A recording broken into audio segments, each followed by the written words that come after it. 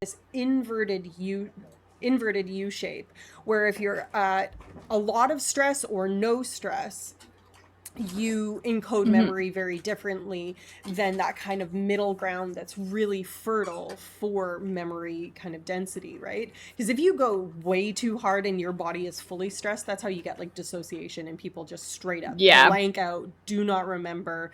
And, that's pretty standard when you think about like people Mm-hmm. doing talks and like things that they have memorized and all that kind of stuff. That's usually how that happens.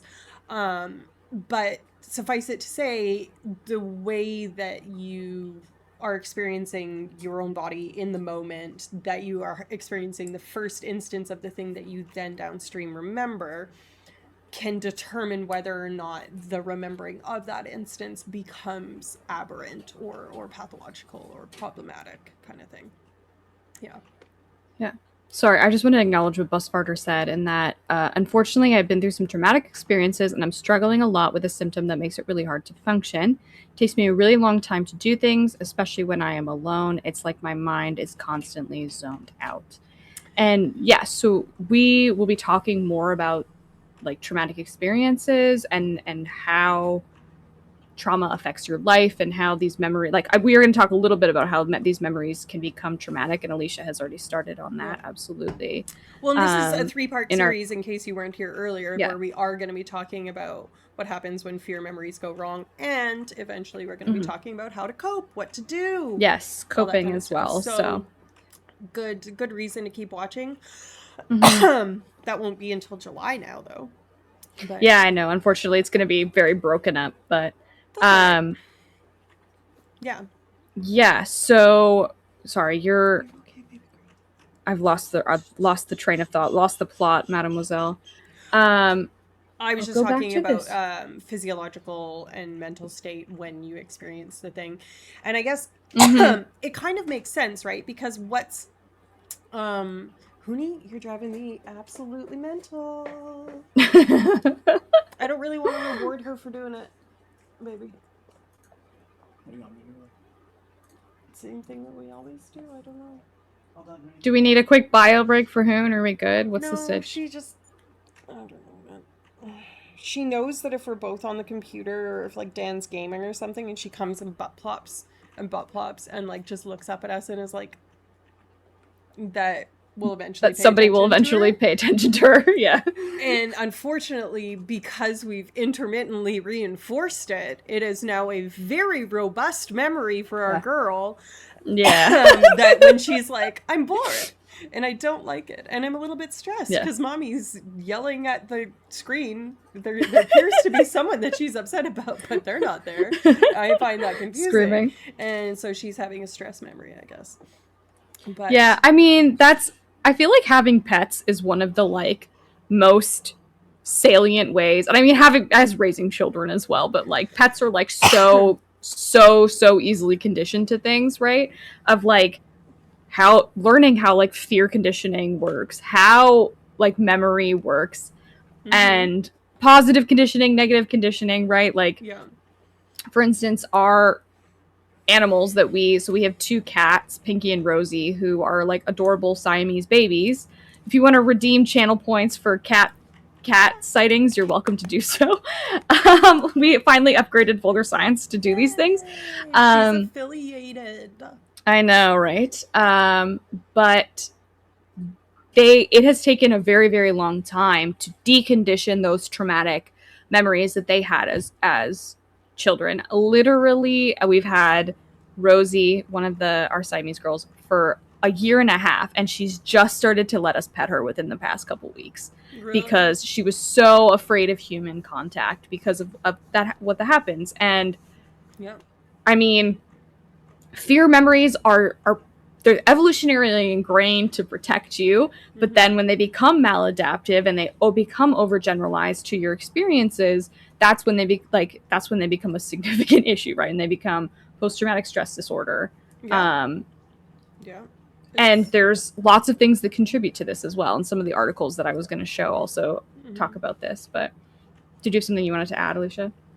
I mean, conditioning is essentially the ways in which we kind of Mhm. reinforce memories and make them easier to access in a learning way. Like when we're talking about recalling something, we are talking about something we've learned and retrieving that learning and how accurate or salient that is to our brains and bodies. So a lot of the time, one of the ways that you treat this, and this is like a little bit jumping the shark right now because we're going to Mhm. talk about it in a different stream, but one of the ways to disrupt that is I don't know why I can't stop coughing. Hold please. Nobody redeemed channel points, but sorry. A Hi, little free baby. teaser. Oh yes, just a little baby. She said, "I don't know if I like this." No, She's she escaping. said I'm She's escaping. gone. She She said said no that one paid placement for was. this. This ain't coming for free. Oh, There's so much fur that is flying around me right now. Oh my god. Yeah, uh, we need to groom your guys' butts. You're shedding your winter coats. right. So Sorry, no, that's disruption. I okay. That's apologize. okay. Two ADHD streamers, we get interrupted and shit goes off the rails. I mean that yeah, exactly. Our ADHD brains, memories, all that kind of thing, Yeah. Mm-hmm. not working so well. The plot Um, has been lost. I think one of the things that I wanted to talk about was spontaneous recovery, and I'm just wanting to find my notes because that is a little bit kind of related to. Hold on, I have to Control F because I have too big of notes. Spontaneous recovery. Um. Oh right, so we talk about the how the brain. I redeem channel points. TT. Oh yeah, I see it in our. I see it here instead. I have to go back to my actual Mm? because you're hosting. There's always weird little things that don't show up I see. That's kind in of the chat. I have to keep my own chat open. I think. Anyways, that's beside the point. Kind of yeah. Don't really know what I Sorry, was talking I about. No, that's keep okay. interrupting you and No, that's your thought okay. network My process. thought network Um. process. Oh, I was talking about plasticity. So the Mm-hmm. way in which your brain does anything, learning, memory, all Yes. of it, is through plasticity. So every time that you learn like a new fact that you're going to remember, that's a new synaptic connection kind of thing, not Mm-hmm. necessarily actual like dendrite to synapse, but maybe like the signaling type that's happening in the release of neurotransmitters is unique and becomes, you know, kind of a new pathway that can be tread over and over again, this kind of fire together, wire together sort of way. But because memories of the fear related nature that have become aberrant or problematic or pathological usually have been retread or are so hypersalient because of their intensity, their perceived intensity to the organism that's experiencing it. Because Mm-hmm. what one person thinks is traumatic is not for the next person. So it doesn't have to be like, oh, I got horrifically abused and trafficked or something like that for it to be the same amount of physiologically or mentally upsetting for someone else to I shouldn't even phrase it like that, someone to have been Mm-hmm. experiencing, you know, neglect or Yeah. absent parenting or so, you know, it doesn't have to be severe from like a external standpoint for the feeler themselves to have this happen. And because when that happens, that determines the intensity and degree of um, the strength of the synaptic connections is subject to plasticity in that it can get strengthened or weakened. But Mm-hmm. if it's Mm-hmm. become so strengthened, especially for long-standing disorders Mm-hmm. or you know that sort of thing, it's subject to plasticity in the re-encoding, and you can take certain drugs like beta blockers are really useful for Yeah. PTSD that will interrupt that, but that doesn't make it go entirely away. And what can Mm-hmm. happen is this basically this failure to be synaptically plastic enough to erase that. And there is some mechanism that I believe they propose in one of these studies from relatively recently. Yeah. Again, jumping the gun a bit, but there's full therapy styles that are like committed to sort of reconsolidating these memories in a more positive way, right? Or trying to extinguish, and to sort of contextualize some of what Alicia is saying, some of this what like bus farter is sorry, that's going to get me every time, is saying in the chat, is that like I believe still live close to where the events took place and the people who were involved, and so that aspect might be like re-triggering some of these like, and you know, right, so it's like this resalience is not a term, I don't think, but like making it more salient, right, because you're sort of revisiting these memories. Right. Well, and we talked earlier in the stream about making a memory labile each time that you recall it. You can either strengthen it, diminish it, or adjust it. That's how memories become, you know, that's how fishtails become a thing, you know, like you talk about, oh yeah, it was a really big fish to you when you were 5. And then the next time you recall that story, you're like, oh, it's a really big fish. I was around like 5 or 6. And then, you know, like that's how those things happen.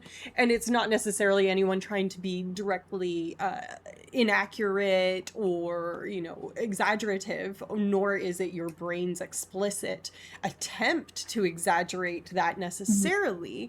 But if you are having a tough time in any sense and you're recalling, I don't know, you know, people talk about being in the shower and remembering the time in 5th grade that they embarrassed themselves somehow or you know, whatever. And just that spontaneously coming to you when your brain is otherwise disengaged and not actively tamping down that sort of stuff. If you're recalling that at the end of a long day or when you're already feeling down, then you are now kind of combining those salient things. So the feeling down for a reason that's not about whatever, you know, memory or neglect or upset or anything that you have, you're just feeling down, and then you recall that and you kind of make this more than the sum of their parts thing where now your body's like, oh, so when I feel this I can recall that, and that's important, we're going to keep that. And then the next time you recall something that's a little bit similar, that's called generalization, then your body's like, okay, we'll tuck that in the file too, so when we'll react whenever there's anything. And you can see where it starts to snowball and get out of control. And that's why one of the first kind of therapies to be developed for fear-related disorders was exposure therapy, because they thought, hey, show your brain and body that this thing isn't a threat, and show it over and over again instead of letting your brain think it's right. And, you know, getting agoraphobia is one of the easiest ones to kind of conceptualize. People are like, ooh, if I go outside, I might something bad's gonna happen. Something bad's gonna happen, because maybe something bad did happen. And each time that you don't go outside and thus nothing bad happens, you are telling yourself that's true every single time. And that repetition is easy to encode and relatively difficult to disencode, which is bad news. The good news is you can counter encoded. I think that's not a technical term, that's just like an Aliciaism that I'm coming up with right now. But if you come up with a different thing, it's kind of like the replacement method for addiction. They say, you know, if you're trying to quit smoking, find a different oral fixation, find something to do that isn't that thing, instead of just saying don't do that thing. Because if you tell someone don't think about pink elephants, they're going to think about pink immediately elephants, think right? of pink elephants. So you can overwhelm that memory, but you're never really going to make it go away, because your brain is a really sophisticated machine that's trying to protect you. You. And it's not a very good forgetting machine. For all of the evidence that we have to the contrary, your brain is actually a very effective pattern recognizer, and it does not need to be you thinking about it for it to be very good at it. But don't think about rubber chickens. I love it. Yeah. Bus Farter, thanks for sharing your experience with us. And, you know, we try and really like tread the line of making it so that we're all sharing like these experiences and acknowledging that this is, Mm-hmm. you know, a supportive community, and like also treading the line of not trauma dumping. And I think that that's, you know, an apt way to do that. Yeah. So, you know, thank you for Yeah. sharing but not Mm-hmm. oversharing. I think that that's a really important kind of line to toe. When Yes. I first started, that Yeah, people and would come in and just like dump like it was therapy, and like be like, this happened to me when I was a kid, and blah blah blah, like over. well, and Yeah. that's what I'm gonna say right too is like we're obviously psychology, like our degrees are psychology, we have PhDs in psychology, however we are not like clinical psychologists, we're That's not true. actual therapists, so we don't have the experience with treated the experience or the credentials to like treat these you know conditions, diseases, and so we're talking about them, Mm-hmm. we're talking about the evidence behind them. But like, I mean, if you are experiencing really significant issues, we obviously recommend like speaking to a therapist if you haven't already. Big Like, I time, presume yeah. you have, but While yeah, also I mean, and recognizing that that isn't cheap or easy. yes, 100%. So we hope that there are like, you know, nuggets of gold that we can provide in this stream that are helpful to people. But again, like we are not like therapists, so we can't like Yeah. actually like officially help anybody. No, So Busfighter, I want to make sure that I'm being understood clearly. I am not trying to reprimand or disparage the way that you shared. I think the way that you shared was appropriate. You didn't say, "Hey, XYZ," because what we want is to make it so this is a space of community care, but not a space yes. that risks the mental or psychological or emotional safety of anybody else in Mm-hmm. chat by recalling. It's kind of the like AA and NA way of dealing with things, where you can talk about, hey, using, but you don't say last time and describe shooting up or something, because that can be very triggering for other people Yeah. in the room to think about using, right? So there's a, yeah, I think you handled it well, and I think you shared in an appropriate fashion. So yeah, just wanted to We make sure appreciate that's your clear. discretion, I think. Yeah, 'Cause, yeah. I think that was a very kind of like Yes. a good way of sharing. It, I like it when people share enough for people to look and be like, hey, I might be able to identify with this person's experience. Not, oh Mhm. my God, that's horrifying. That reminds me of this, or I hope that never happens to, you know what I mean? It's, Yeah. yeah.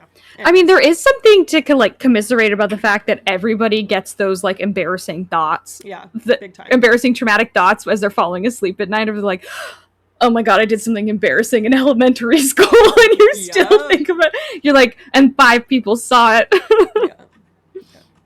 So it does help a bit, I think. Oh, I'm sorry, guys. I'm yawning. It happens to me in the shower. The shower is a very common one. And I think it's because there's Yeah. so few other stimuli in the shower that it's like Yes. one of the Yeah. few places of reprieve. Hmm. When Um, are shower TVs going to be a thing, man? I think they very are. Really? You think so? Yeah, but Jeff Bezos probably has a TV in his shower, or like a room that is a shower that has a TV. Yeah, that's fair. He probably just is. Yeah, it's like a giant 10-person shower. Bill Gates probably has a TV that showers him. You can't disprove it. So it Showers has him to, in gold? yes. iPods, Interesting. iPod Nanos falling from the Mm, heavens. what do you call a shower of gold? Oh, no. No, I Layla. need me a I need me a smart shower. Yeah, I mean, it's one of the few things that Dude, I really think hasn't they been have up. this shit in Japan. They have ones I'm that'll sure like they I'm coach sure you. they They'll be do. like, now scrub your shoulder. And you'll be like, it's the cha cha slide. Like, now shuffle Yeah. like this, or, you know, whatever. I need me a Wait, dumb shower. whoa. Every shower You're I take is a dumb shower. dead. I was thinking about like that's actually one. You know, AI is taking over the fucking world, but like, why are we not improving the shower experience? That is like the one What do thing you that want really out of has the not shower changed that experience that much. you're not getting? I mean, there could be massage chair elements in Chair. this shower. Okay.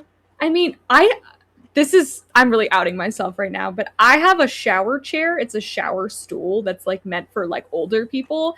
And it is amazing for depression showers, or I don't know. Like I You think don't just sit on the floor of the shower. You need ergonomics involved. I mean, I used to sit on the floor of the shower, and then I was like, this is not as sanitary as I want it to be, and therefore I got a chair. Gotcha. And also, the angle of the water is crappy when you're on the floor. It's a whole thing. So we recently replaced our shower head that was just like the janky sticking out of the wall one that happens in rentals with like a nice one that has like a zillion settings and then like a little spray thing so you can like wash the walls and stuff better. And let me tell you, that thing fucking rips. It is so good. It has this like mist one. Ugh, I make a mess of the bathroom every time I use it because it like makes the curtain go, it goes everywhere. Well, no. So I think I am no physicist or fluid dynamicist, but I think when it uses the one that like disperses it into a mist, and that it causes enough kind of like wind with the way that it propels the water that it causes the curtain to like come in. Like I have to weight the curtain down, and if I don't do it perfectly, then the water all come out and it'll be a fucking swamp in the bathroom, and I'll be like, oh no, oh jeez, oh jeez. Yeah. So that's reality as I see. I feel you. I feel like we have, because it's California, so they just like have a window in the bathroom and it just evaporates all of like the water. There's no fan, we just have a window. We only have a fan and the fan fucking blows, which it's supposed to. Literally. But it is not good. It is a bad fan. It is not effective. You have to have the door open. And if you have the door open, then there's even more of the blustery fucking, I feel like I'm Dorothy having a fucking shower over here. Don't love it. Shrek emoji needed. Shrock. Get out of my swamp. Get out the swamp. Yeah, I mean that happens too. I feel like it's just like a weird like aerodynamic vacuum thing. Like the heat is rising, blah blah blah blah. Yeah, I feel you. Yeah, it's lovely. Let me tell you, my swamp. We zone out at a tech-free shower and no massage chairs needed. You don't bring your phone in the shower. I used to do that, and then I was like, this is the one place that I really don't need my phone. And also, I was so worried about it getting wet all the time. That's fair. I wish I had that kind of restraint. I don't. Well, that's what I'm saying. I'm like, I would just like put on a show. You know what I mean? I'm like, what's like watch 10 minutes of a show in the shower while I'm like doing all my stuff. Yeah. That's what, like, I feel like the shower experience. What? I justify me watching something by being like, I'm watching an educational YouTube video. And it'll be like... In the shower? That's correct. Chaos. My stuff. What is educational YouTube video about what? I mean, lately I've been into like the fashions of the Tudor England period, and you know what a Tudor cook would be wearing to serve King Henry VIII. That's so specific. That's just recently. Sometimes I'll flare out until it's just like weird areas. I was watching one the other day about crimes that Reddit has helped solve. It's crazy. Special interest. Used to listen to podcasts in the shower to make it more enjoyable. Yeah, frankly, the thing is, I don't like bathing.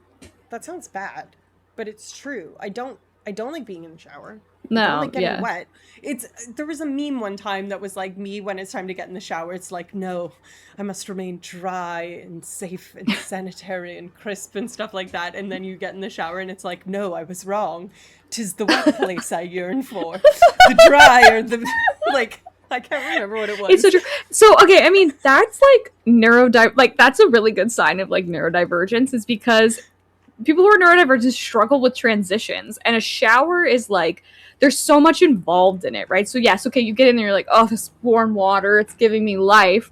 But then it's like, I have to get out, I have to be cold and wet, I have to then like put lotion on my body, I have to dry off with this towel, like all the things, right? So okay, men,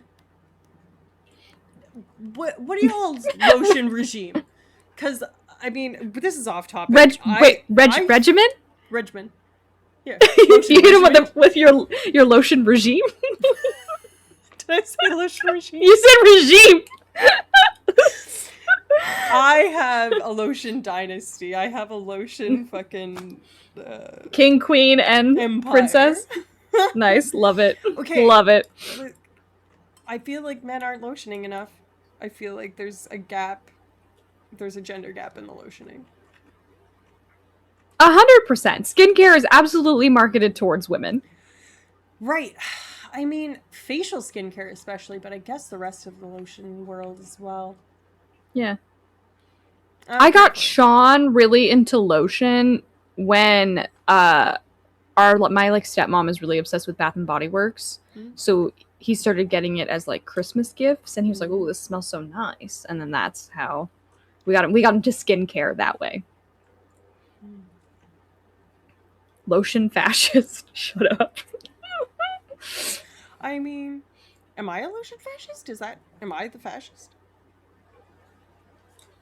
Lotion regime What are you looking at? What? is if you change your skincare, do you then have like, is that a regime change? Is that a coup d'etat? I mean, sometimes my skin thinks it is, and it's like, no, shan't have Yes, this. It's like, now absolutely you have not. a rash. Absolutely. Now your forehead's all red. Yep. Dude, I that's tried getting fucking tea. into the anti-aging skincare bullshit. Nah, Mm-hmm. it's bad. My skin revolted. There was a Yeah. revolt. Well, I No mean, yeah, regime people say change. retinol is like will fuck your skin up, especially when you go in the sun. Like, I so, I use mean, sunscreen quite a lot. Quite a yeah. lot. Okay, we have a half hour to cover the Yeah, remainder actually, of I this know. stuff. That's what I was gonna say. We should get back on topic. So I was looking at this one study that I'm like just really quickly scanning it to make sure that I have the best understanding of it, and that talking about sort of it was a neuroimaging study that looked at like neural correlates of like fear. Mm. And I mean, it'll probably point to the areas that we know, which are like The the amygdala. HPA axis. Yeah. Literally, look, the amygdala, I the mean, that's what anterior she's famous cingulate. for, our Amy G. Yes, Della. yeah. But it's so the same fear matrix is also implicated in attentional orienting, mental planning, interoceptive mapping. So that's like in your body's sort of internal perception, bodily feelings, doi, so like emotions, novelty and motivational learning, behavioral prioritization, and control of autonomic arousal. So, Yeah. I mean, fear, as we've said, is like evolutionarily ingrained. We have all of these like bodily feeling sensations that are also tied to emotion. And then we have all of the cognitive aspects of fear. And, Mm-hmm. you know, bus farter is a really good example of like this plays into your behavioral patterns as well. Yeah. And if you if your fear salience is strong enough, you're going to be sort of like avoidant in it. And this is something, I mean, like, it's not necessarily related to like a traumatic memory or a fear memory, but like people have a fear of public speaking, right? I think there's a fear around embarrassment related to public speaking. It's like, it's actually considered, I think it's the number one fear Yeah. in like American is, That sounds right. I yeah. haven't recently looked it up, but Yeah, I think I learned that a while ago, so it's possible it's changed, but mm-hmm. like number one fear in like American adults or something is like public speaking, right? And so there's this fear of getting up there, being embarrassed, having a bunch of eyes on you, and if you have like a negative experience one time, like that could be very difficult to get up and go do that again. Mm-hmm. And it's because your body and your brain are trying to protect you from like having this negative experience. Social rejection is one of the like most painful experiences that humans can have. Really? And so if you feel like that has happened as a result of this, like, yeah, your body's going to absolutely avoid that. Yeah. Well, and something that's kind of related to that is like you're talking about a Pavlovian association, right? So Yeah. you're talking about like this stimulus was related to this thing, and now I inextricably link public speaking with bad feeling, Yes. right? Yeah. And it's possible for you to cognitively know that not every time is going to be like that, but this kind of like circles into personal belief biases and stuff like that that are hard to overcome because some people are like, I'm just not good at XYZ. Public speaking, I'm terrified of blah. That's like and it becomes an Mm-hmm. identity factor, which I think is makes it very resilient to extinction. Yeah. And so that Super fair. you, if that is a thing that you identify with, then not only is challenging that going to be difficult because you just don't see it as possible for that to not be true, but Mm-hmm. because you then have the added cognitive dissonance of being wrong about Who your you are. identity, which Yeah. is like identity threat is something that is like a huge driver of a lot of what we do as human Mm-hmm. beings.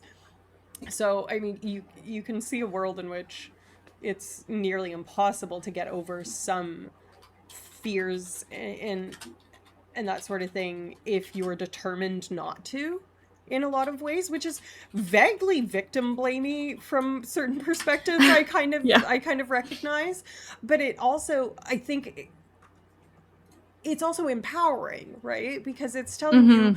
the only thing that's standing in your own way of, being able to do this is you, which I really hate just the phrasing of that period, but it's saying you have the capability to Yeah. engage in this. You have the capability to prove this wrong.